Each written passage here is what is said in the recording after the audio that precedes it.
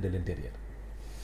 La sécurité au niveau de nos frontières est gérée par le ministère des forces armées. Donc su ñu amee stabilité am sécurité au niveau de nos frontières foofu la mbir mi di commencer parce que moo ko wax léegi moo ñu wax kaawu Wagner moo ko wax.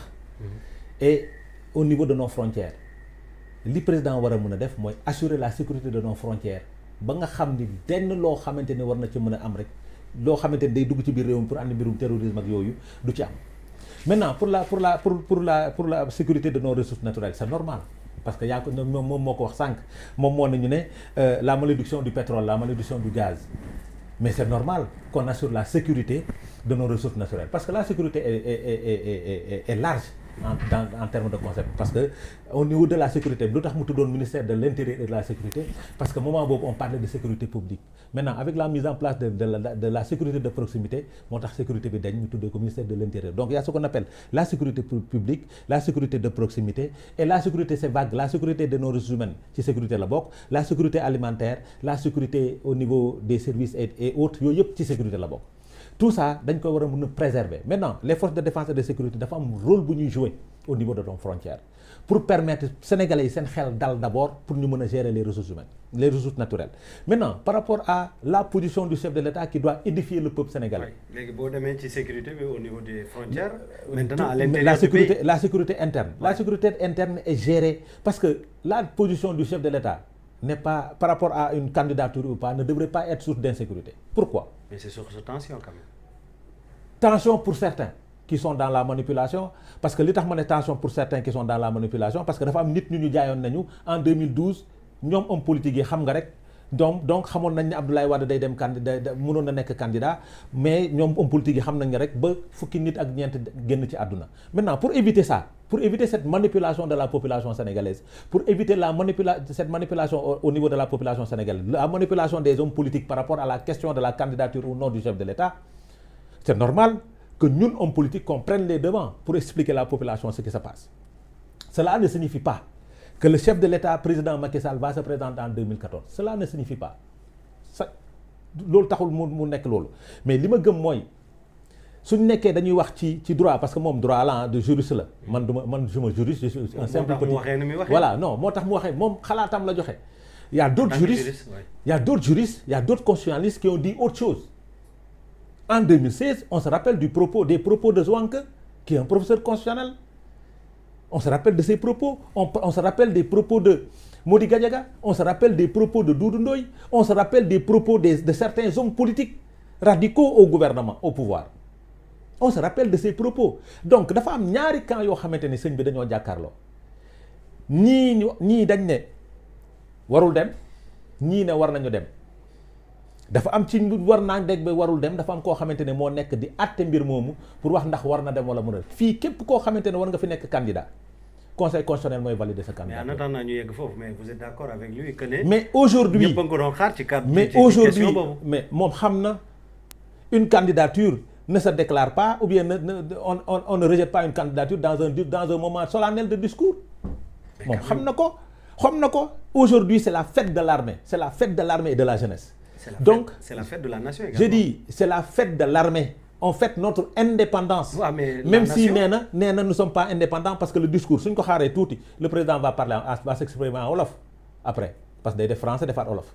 Donc fort de tout cela mi ngi communiquer ci langue nationale bi pour édifier suñu maam yi nga xam ne dégguñu tubaab moo wax leen oui mais je te dis discours solennel depuis un moment su waxee tubaab day wax wolof traduction bi ñu doon def jeex na est-ce que vous comprenez? Donc loolu mooy situation bi. Maintenant est-ce que le chef de l'État doit se mettre devant les citoyens sénégalais à un moment solennel?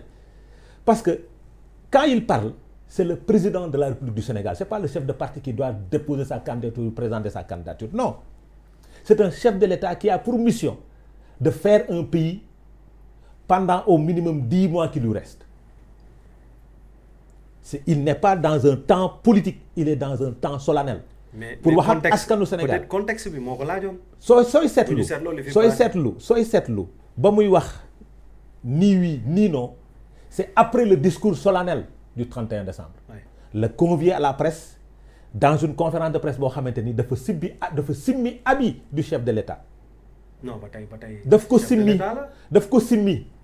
simmi parce qu'on voit jamais un chef d'État en demi-saison de Sabador sooy dem présidence 3 pièces nga am droit sol mooy costume cravate wala nga sol 3 pièces grand boubou ak leneen mais daf ko simmi grand boubou bi dese leneen donc il a enlevé non c'est important parce que c'est différent le chef de parti qui parle et le chef de l'État le président de la République du Sénégal nee naa la des moments solennels kenn du ci xaar un président de la République mu naan damay samp sama ndënd wala du ma samp su ndëndam parce que fi muy sampee ndëndam c'est au niveau du conseil constitutionnel maintenant conseil constitutionnel nag mon cher mooy valider wala mooy invalider. D'accord. Si nous prenons l'exemple de 2019 amoon nañ plus de 14 candidats déclarés plus de 14 candidats déclarés. Mais au finish le conseil constitutionnel n'a validé que 5.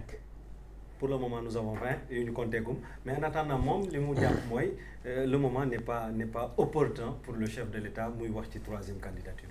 Oui bu may dégg Adama Adous Fall di wax à un certain moment donné je me demande est-ce que moom dafa nekk ci benn Sénégal bu ma nekkul wala dafa nekk dans les nuages en tant qu'acteur politique parfois ñoom dañuy perdre la réalité du terrain parce que ñoom ñoo fi doon ñamu àndal président Macky Sall Moustapha Niasse ainsi de suite ñoom ñoo doon xeex récemment 3e candidature Wade mais bref passons sur ça xam nga l'aspect sécuritaire nee na on est nullement menacé j'ai cité Garci nga xamante ne ñi ngi au niveau frontalier ak les services de renseignement et de renseignement yi nga xamante ne ñu ngi koy joxe en temps réel ba loolu mënul compromettre la sécurité du Sénégal donc pour man seule source d'insécurité bi nga xamante ne moo sévir actuellement au Sénégal c'est le président Macky Sall moom kese boo xoolee li fi xew yépp ci insécurité c'est tributaire d'un acte du régime donc kon la sécurité qui menaçait la sécurité ñoom la déjà mars 2021 tout le monde a vu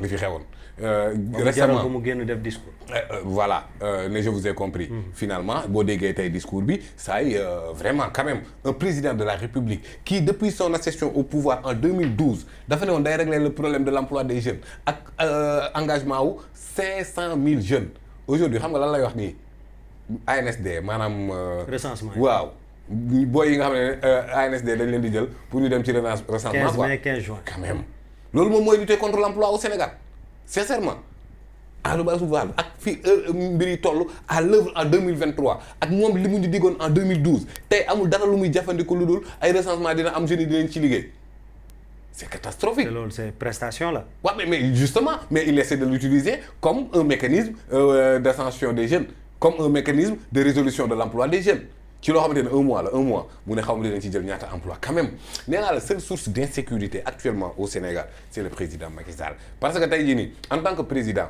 nee na une candidature ne se déclare pas je pense que Adama Adous Fall n'a jamais été candidat aux élections présidentielles ankañ dafa am déclaration de candidature. Mais pas dans des moments de solennité. D'accord, il y a pas de souci. Il y a pas de souci, mais si la solennité politique exige et que la sécurité de ce pays-là en dépend, mais président Macky Sall dafa war a wax ak nit ñi d'accord na ko def en marge du discours après convier la presse comme ni mu ko defee woon la fois passée ne leen bokkuma.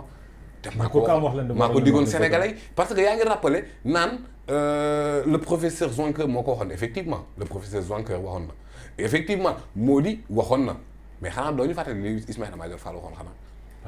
fàttewoo ko li moom lay mbiligi parce que au-delà de l'aspect juridique il y a une orientation morale boo xamante ne dafa war a mën a sax réconcilier l'homme politique ak le citoyen parce que de toll nañ foo xamante ne ay la yowén politicien bu wax jaratul dóor sa doom mais loolu doon il faut redorer le blason de l'éthique en politique delloo si sa kaddu am l'aspect moral des orientations des prises de décision mais président Macky Sall lu mu ñu waxul amul président Macky Sall lu mu waxul par rapport à la limitation des mandats sa consolidation parce que loo xamante ne la mën nañu remonter le temps. Est-ce que je peux te poser la question? Est-ce que jusqu'à présent le président de Macky Sall a changé de discours par rapport à sa candidature? Merci beaucoup. C'est une excellente question. Man je suis d'accord. Mën naa parce que nee naa la question actuellement dafa nekk source d'interrogation, source de njàqare, source boo xamante ne moom moo rendre les nerfs tendus. Alors tey jii nii pour décrisper l'espace politique, pour décrisper la tension sociale.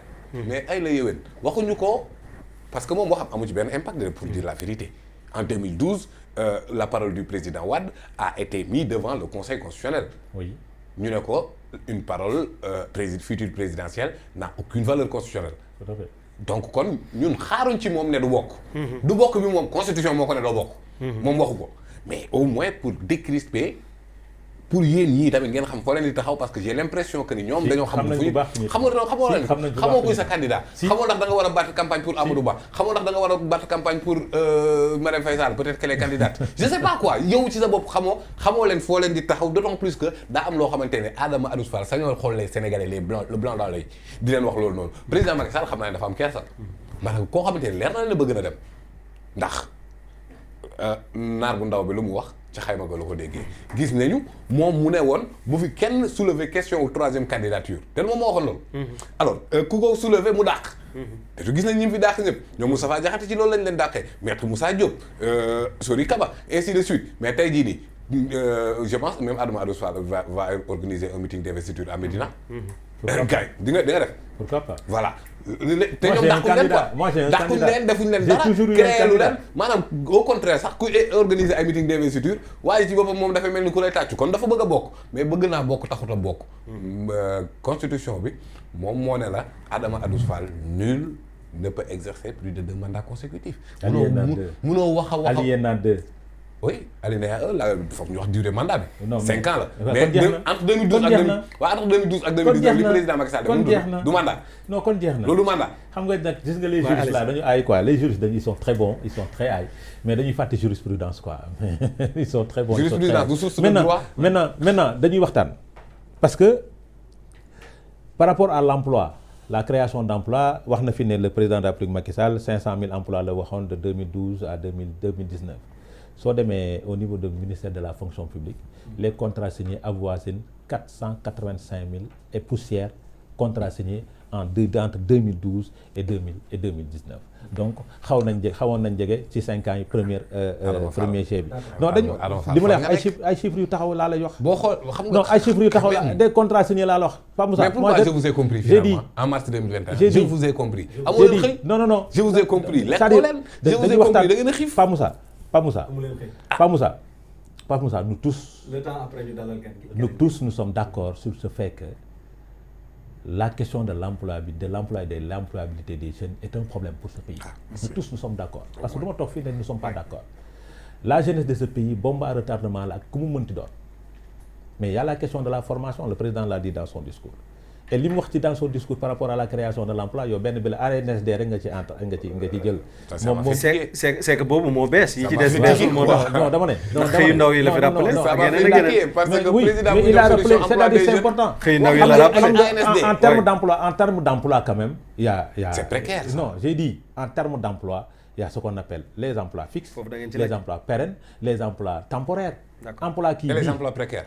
Oui que ça soit précaire c'est-à-dire xam nga le problème mooy c'est quelque chose qui existe te def nañ ko maintenant li ci am mooy les